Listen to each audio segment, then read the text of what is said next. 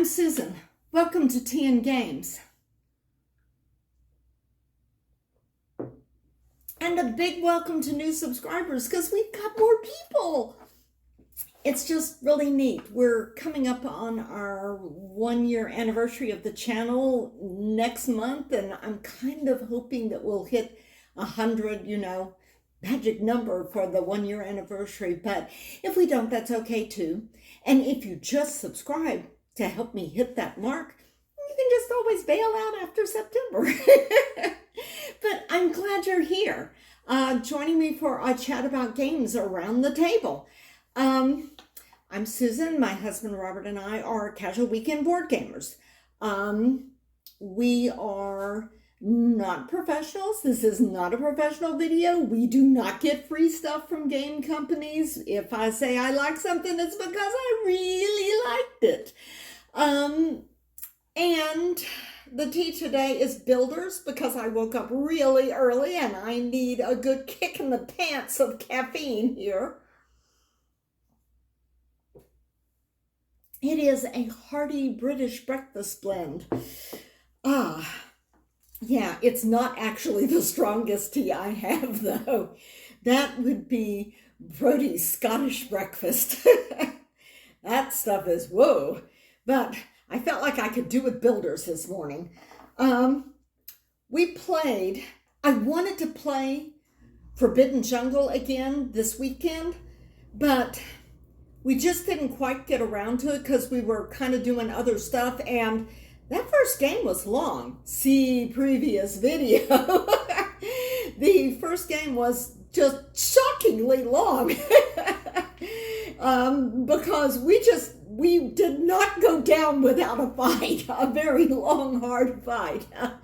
But we did not play that this weekend, perhaps because at the end of last weekend we played such a long, intense kind of game.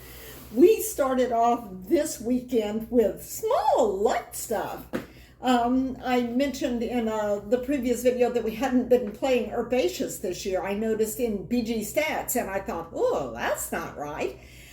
So we played Herbaceous again this weekend. Beautiful, beautiful art by Beth Sobel. I'm thinking about getting the mini expansion for it because it's got just like 3 cards that have special powers, so I'm considering that. But they still don't have any Basil. There's no Basil in this box. There's no Basil in the expansion. It's just like, what is wrong with these people? I really like a lot of Pencil First games. I've played some and I like them, but no Basil? What's up with that? So, but Herbaceous is a fun little card game. There's kind of a little bit of a pressure luck element to you because you've got to put one into your hand and then put one into the community garden. Whichever goes to one place, the other goes to the other place. And there's a certain number and people get what they want, then they're going to just like suck up a bunch of cards from that community garden and start potting things. Of course, that's what you're going to be doing too. So you have to quite nicely judge that moment. It's like, do I think I could get one more card out of that before I pot it up? So there's a nice little pressure luck element to it. It plays well with 2. We like it a lot, but for some weird reason, we haven't been playing it this year. And also, we played Parks again. Oh gosh, I'm not sure I can.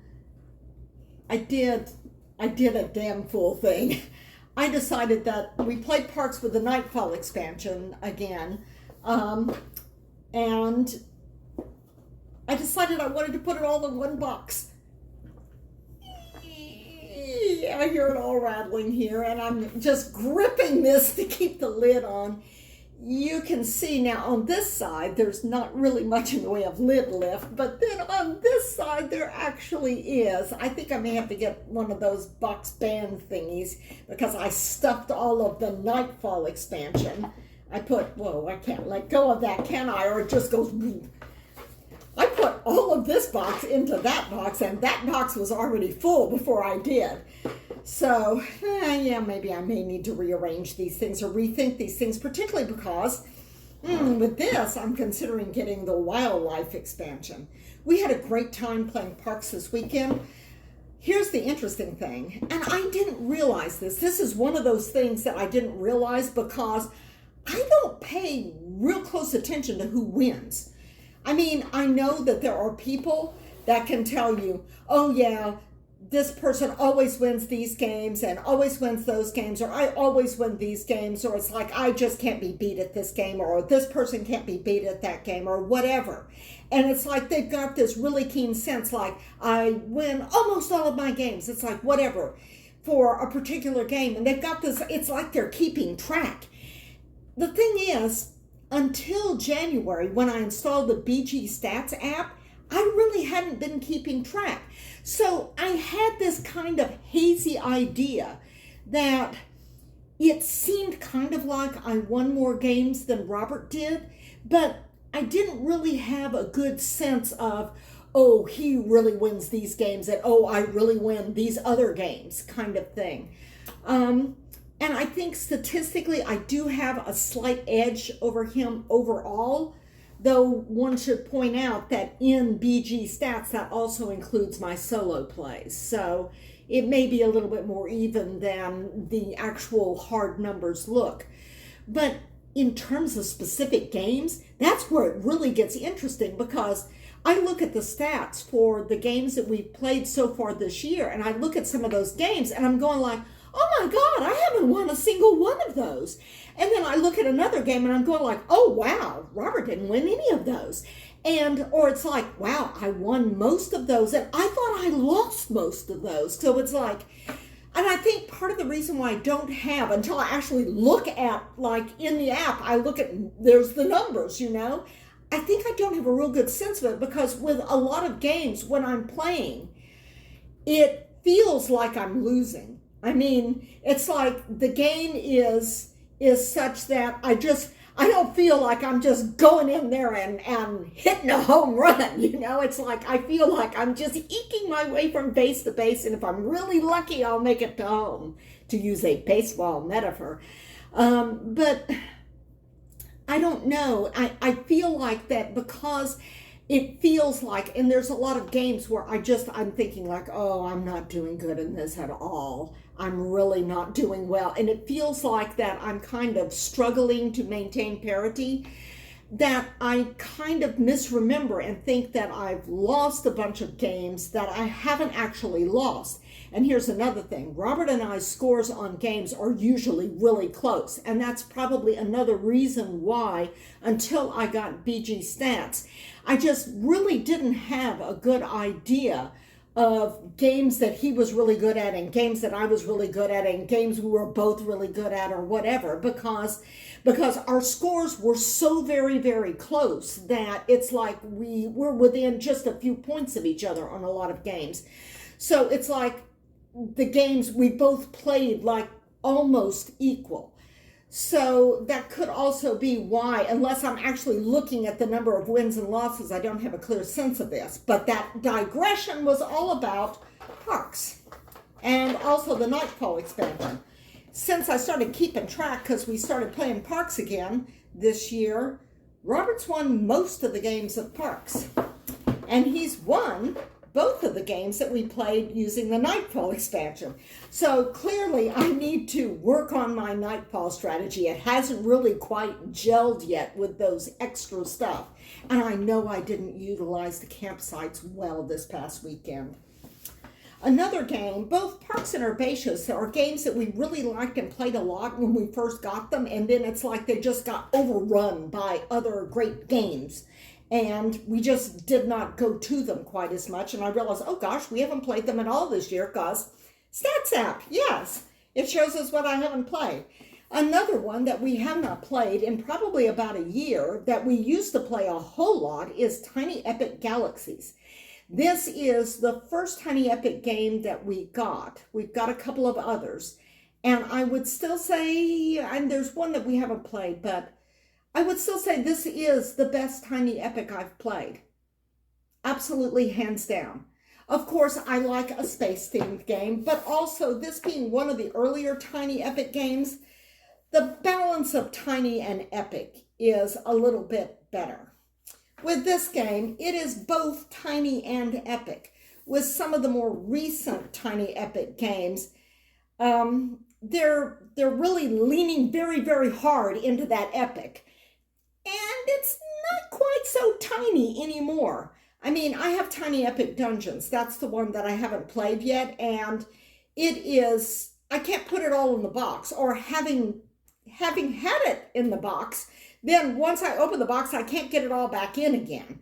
And I know that there was a Kickstarter for like bigger boxes for Tiny Epic things. And I just kind of feel like that they should balance out the tiny and epic stuff better. But it seems like with every game, they're trying to make the game in some way more.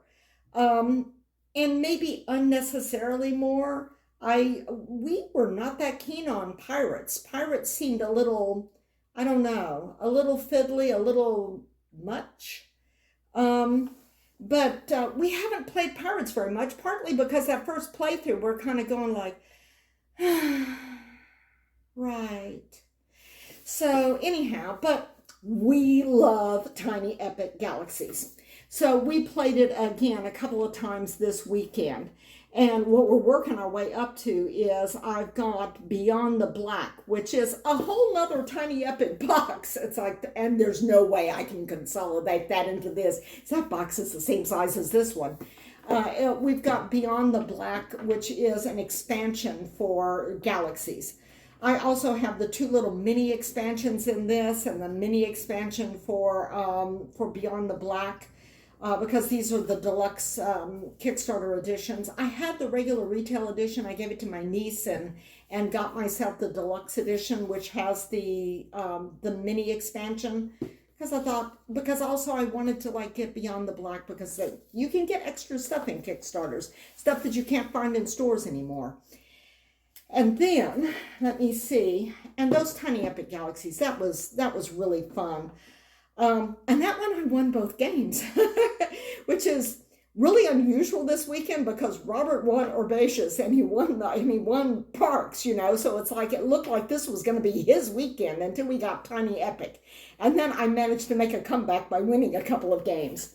But the big game we played this weekend, which we played Sunday afternoon, is Awkward Guest.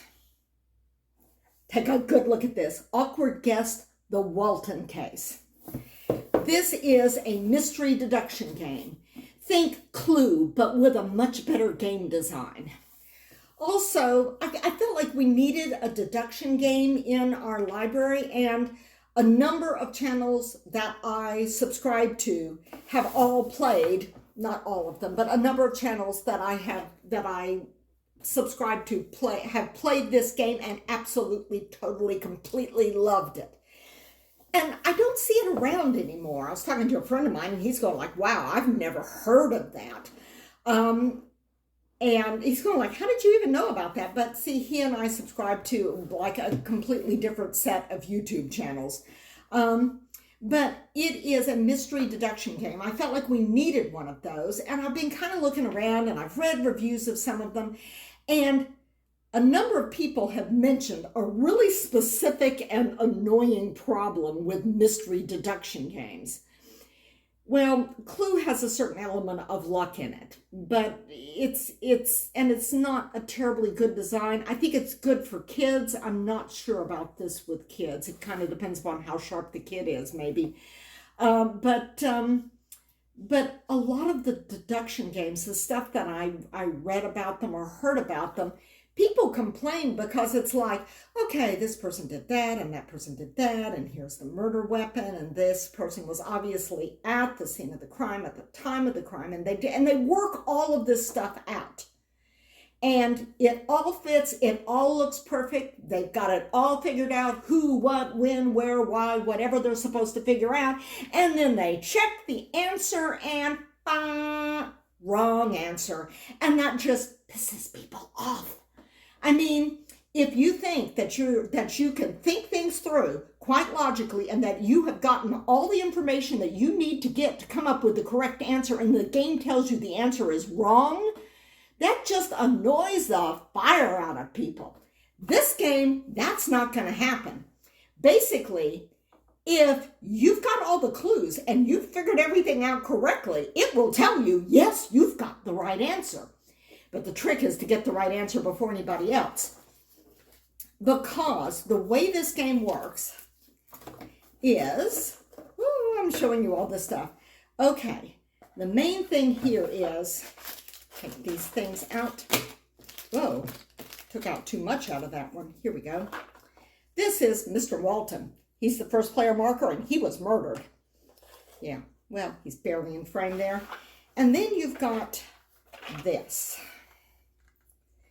You may notice that the cards are numbered and the slots the cards are in are numbered. This is because for each case, and there are literally thousands of them, so this ticks a big box of replayability. Nobody's ever going to get bored playing this because they're going like, yes, of course, it's Colonel Mustard with the candlestick in the library. Because every single case is different. Who did it, and the weapon, and the motive. And see, the murder always happens in the study. And you have to get who did it, the motive, and the weapon. And you get clues for all of these. And you put together a custom deck for each game. And in the back of the book, it gives you a whole bunch of cases in which it gives you like a little block of numbers, and you pull the cards and put together a 70-card deck, shuffle it well, and those are the clues for this specific case. You get all these clues. There's no way your answer is wrong. You have a screen. Each player has a screen that they put up in front of them. On the back side of the screen, you have kind of some information about how to play, but also you have the same kind of sheet that you'll have in front of you. And here's the back side of it. There's the mansion there. So everybody's got a screen, and they've got a sheet. I'll put an insert for the sheet up here. And this sheet shows you, up at the top, it has the guest. And you have motives, and who said which motive, and you can tick those off, and the cards will show you what those little boxes on the right in the character things means, which ones you check off. You get all three for one of those categories, then that's definitely the motive.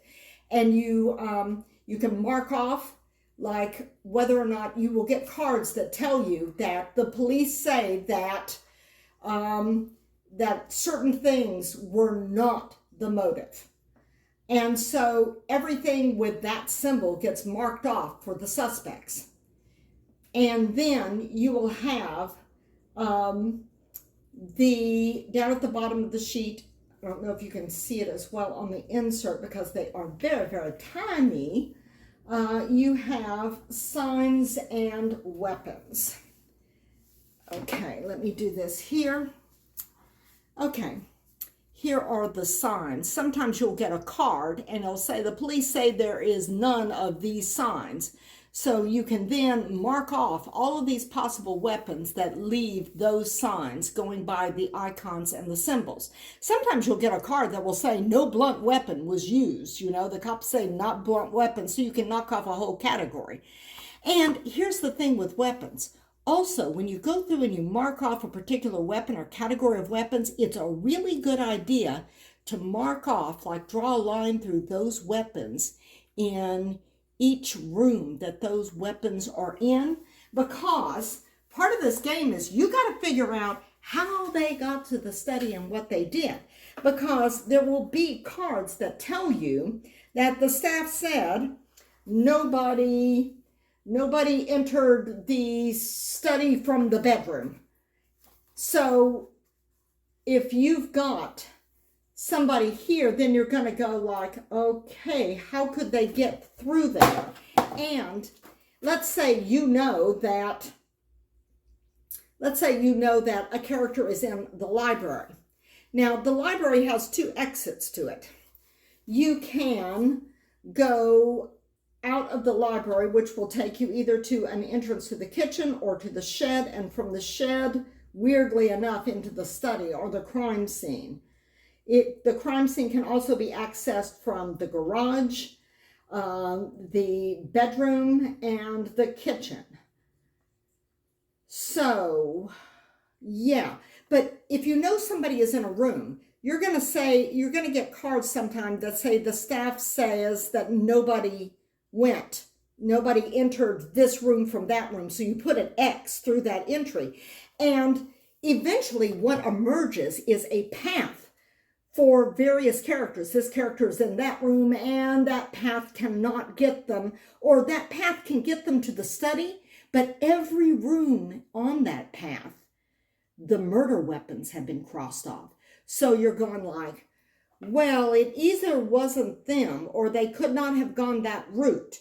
And then you're looking at the other routes and you're going like, okay, well, now that route is blocked off. So they can't have gone that way. So you're trying to figure out a route that they could go. You got somebody in this room. And if they go here, then they could pick up these weapons in these rooms on the way to the study.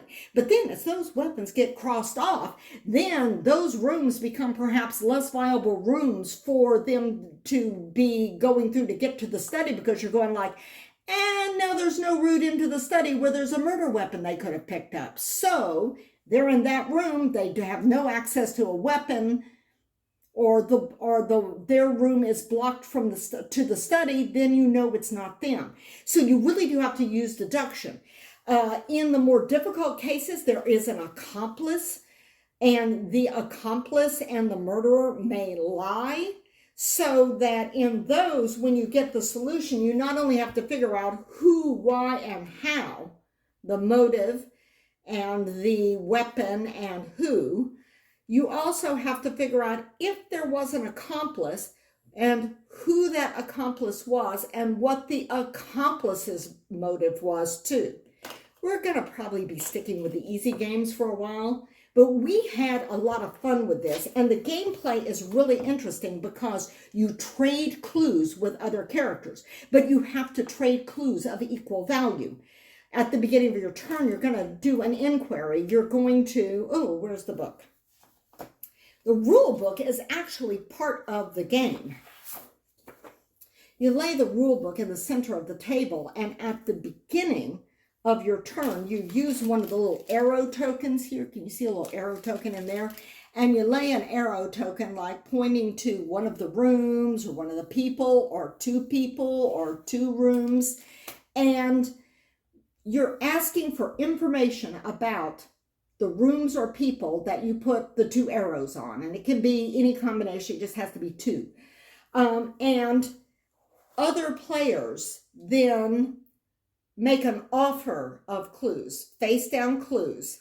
And the thing is, they can't just give you junk. I mean, it may actually turn out to be junk. It may turn out to be information that you already had figured out or not helpful to you.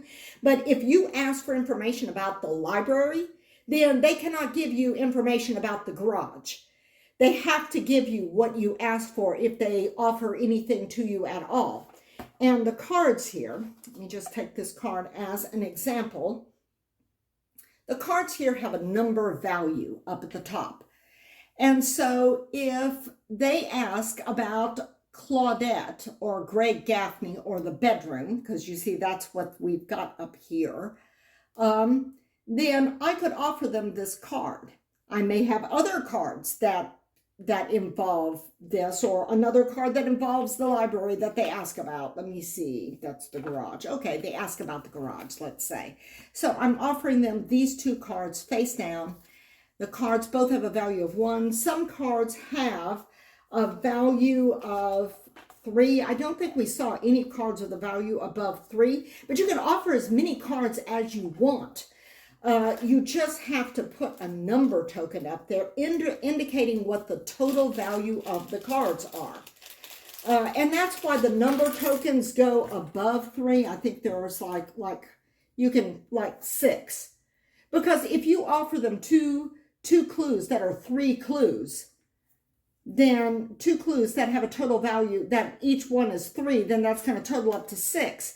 And the thing is, they have to pay you for those clues by giving you cards out of their hand, cards are clues, which have the same total value as the number that you put on your cards. That's the total value of the clues you gave them. So it makes the trading a little bit more fair, though, as I said, there's no telling whether or not the clue that you get.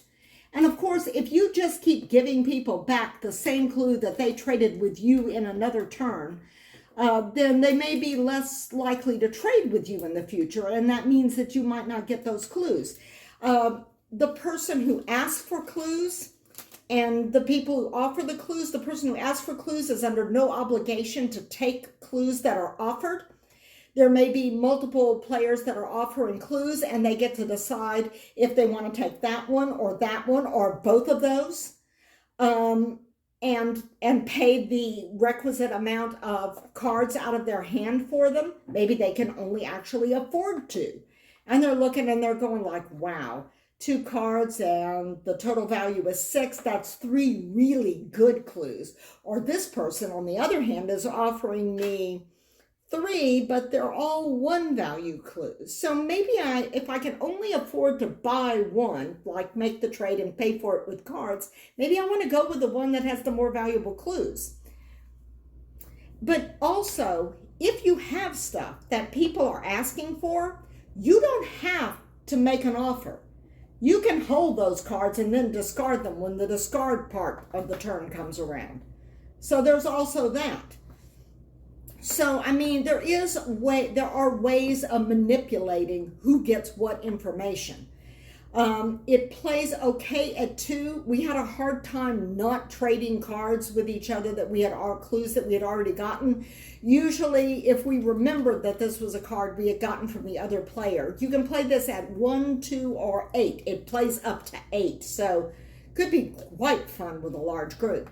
But what we did is we just said if it was a card we knew that we had just gotten from them, we just said no, I don't have anything. So, and it's okay not to make an offer, even if you don't want to trade or if you don't have anything. That's fine. If you just want to just sit that out and not offer up any clues for trade. Like, I mean, you have to make an offer.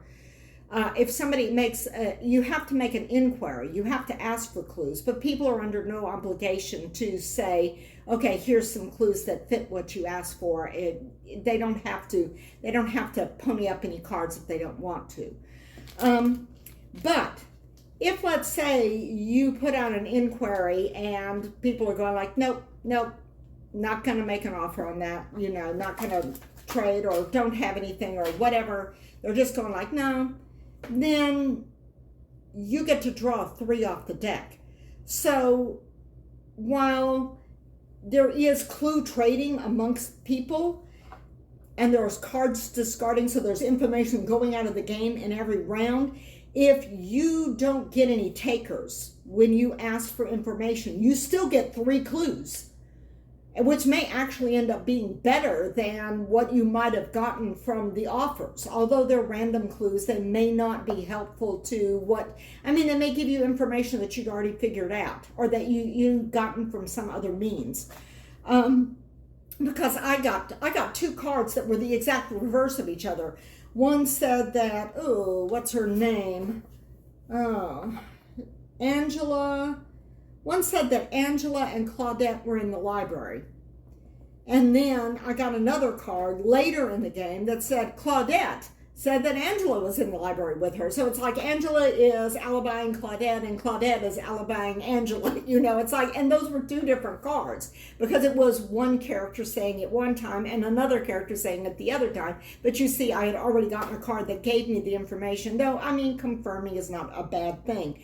And in some cases, it's good if you're zeroing in on something to get cards that make you go, aha, that's one more motive I can check off here, and it's looking bad for Stanley Smythe.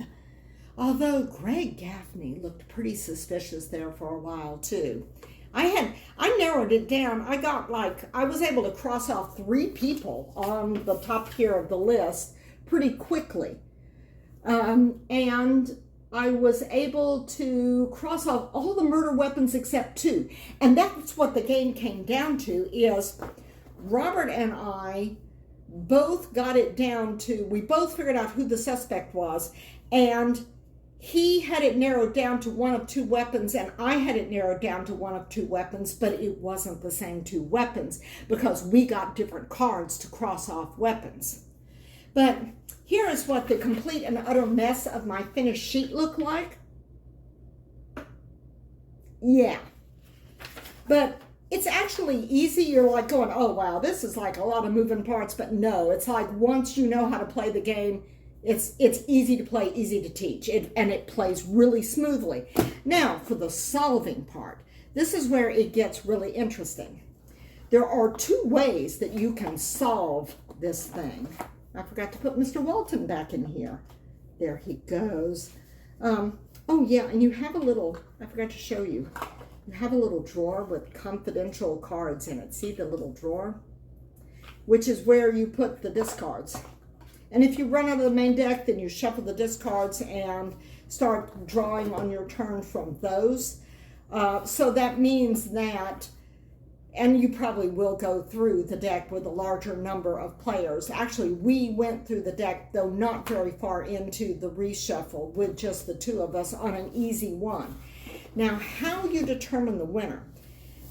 If you use the book, like I said, in the back of the book, it's got case numbers, and it's got a block of numbers that tell you all the numbers of the cards in the deck, and you can check the answer in the book. I actually don't look at any answers in the book or anything. I just looked at the first block of numbers, so I haven't actually looked in the book to see answers. But the game has an app.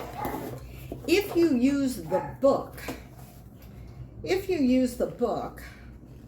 yeah, see in the back here, in the back, after it gives you the cases with the numbers, then it gives you all of those same case numbers. It tells you who the murderer is, what the motive is, all that kind of thing. So you've got a few, if you don't want to use the app, you've got a bunch of cases in the back here. Not sure exactly how many. It's like 4 times 4, that's 16, 36,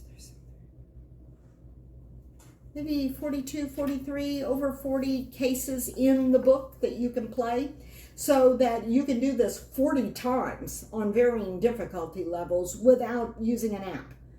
But the thing is, if you turn over your little token to the light colored side when it comes your time on your turn and say, I want to solve, and you get it wrong, then you're eliminated. I hate games with player elimination. I just do. Particularly if you're talking about a game like this that can play up to 8 people, because then as people guess wrong, then, there's the potential that you could have a bunch of people standing around waiting for the game to end, which is just not fun. And this is fun. So what the app does is, with the app, you get more cases. You can load a case number from the book, which is what we did. I got the case card numbers from the back of the book, and then when it came time to solve, when Robert said, I want to solve, I fired up the app, and I put in the case number, and then I selected what his selections were and chose them, and there's a couple of confirmation screens, and then it told me that he had solved it correctly. If he had solved it incorrectly, it would have just said that it was wrong and try again. And so there's no player elimination. And so a player can check, and the penalty for doing it that way, because otherwise, let's say he's narrowed it down to one of two people, and he's got motive and he's got the weapon. And let's say, or he's got one person and he's got the weapon, he's got the motive, but he doesn't know if it's one of two weapons, which we both went down to 2 weapons. Let's say that he had said that it was Stanley Smythe, and I've forgotten what the motive was yesterday, but and he did it with a shotgun, and that was the wrong answer. Then he would have gotten it wrong, but then he would say, well, okay, I tried it out with that weapon. I can cross that off because I know it is him and I know I've got the motive right. So that means that on my next turn, then I can get it right. But if you use the app, the way it works is you don't get to guess again on your next turn. You have to pass a turn. You don't get an opportunity to solve again. So you get to skip you have to skip the solving phase on your next turn if you guess wrong. So that's kind of the penalty for using the app and not having the player elimination. It kind of keeps people from just getting close but not quite getting it, and then just basically guessing again and again and again on their turn until, because I mean, if you didn't do that, then a person could say, using the app could just say, I'm going to solve it. And then they guess wrong. And then on their turn the next time, they're going to say, I'm going to solve it. And they guess wrong. And each time they're marking things off, so until they get it right. It seems like that it kind of makes gameplay, it makes the potential, it gets rid of some of the ugly awkwardness. Oh, awkward guess, yeah, of gameplay. So I do like using the app for the solving thing. You can also use the app to load a random case, meaning a case that may or may not be a case that's from the back of the book. So you have it load a random case, and then it loads the random case. You make a note of the number, because I'm not sure if it will remember that. I know it says in the rule book to make a note of the number. So you make a note of the number, and then it will solve it. It also has an option in the app to have you pick a case you have not solved before. That's one of the things that you can click. I mean, there's so many cases that I think that after a while, if you have played a ton of these games, that you're not going to necessarily remember a particular card sequence and who done it, if you've done like hundreds of these or whatever. So I mean, you wouldn't necessarily have to you could just get a random case that may or may not be one you've done before, but it does have an option to check a thing that says load a random case I haven't done before. But according to the back of the box here, there are 3,600 solutions for millions of possible games in the app. And like I said, there's, I think, about 40 or so of varying difficulty levels from beginner on up. We had so much fun playing this. We were just so excited. It's like I was talking to a friend on the phone. It's like he called and I just started blurting out all of this stuff about this amazing deduction game that we had just finished playing. So it was just like, I think he was just kind of overwhelmed, like, oh, okay, whoa. Fortunately, he was a game player, so I mean, that was a good thing. But yeah, but if you want a mystery puzzle solving game, a whodunit game, plays either solo or up to 8 people, and it plays fair with you. I mean, it is a deduction game. It gives you everything that you need. Tells you which rooms people are in, what weapons have not been used. It tells you that the police have eliminated certain motives. It tells you that there are traces of gunpowder or whatever residue, it gives you everything that you need. And you know that they've got to go through the route in the house to get to the study. So, and they've got to pick up a weapon either in the room that they're in or in one of the rooms between where they are in the study, and the route to the study cannot be blocked. And it has to have a weapon that hasn't been crossed off yet.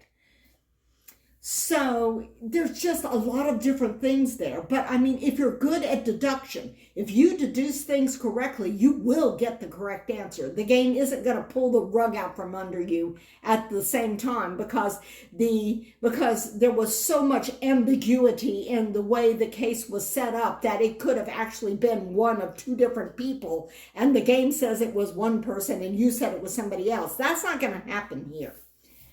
This This is a good game. It works beautifully. Now, you have to pull the cards and make a 70 card deck at the very beginning, but that's not too onerous. I mean, honestly, you can have one person just read off the number and another person pull the cards. It takes a little bit more time to put the game back together in terms of putting the game away at the end of it, because then you've got to get the deck of cards and then put all of the numbered cards back into the right order, so you'll be able to find them for the next game, because believe you me, we will be playing this again. This game is a keeper. It is not leaving our collection. It can play almost any number of players. I mean, with 1 to 8. It's a lot of fun. It plays absolutely fair. Gameplay is super smooth. You know, you ask for things, you ask for clues, you pay for clues, you draw cards and discard cards, and it flows beautifully. We had so much fun playing that. I mean, Herbaceous and Parks and Tiny Epic, these are old favorites that we've had for a while and that we really like and enjoy. And they are small box games, and they are small boxes of delight. But this is a new favorite game. A new box of delight. I can't even tell you how much fun we had playing this.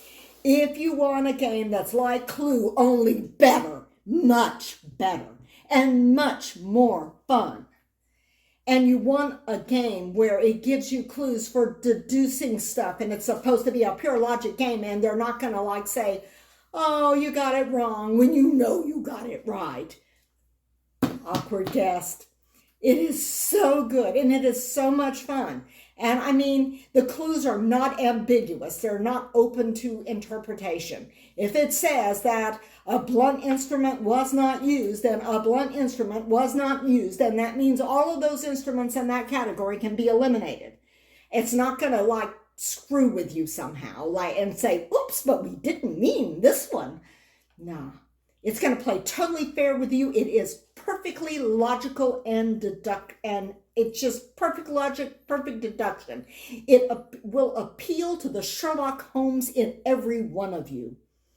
Assuming that you have any Sherlock Holmes in you. I realize that Holmes is kind of an acquired taste and may not be for everyone. And that's about it. Checking my handy dandy notebook here. I've had a great time chatting with you around the table about board games.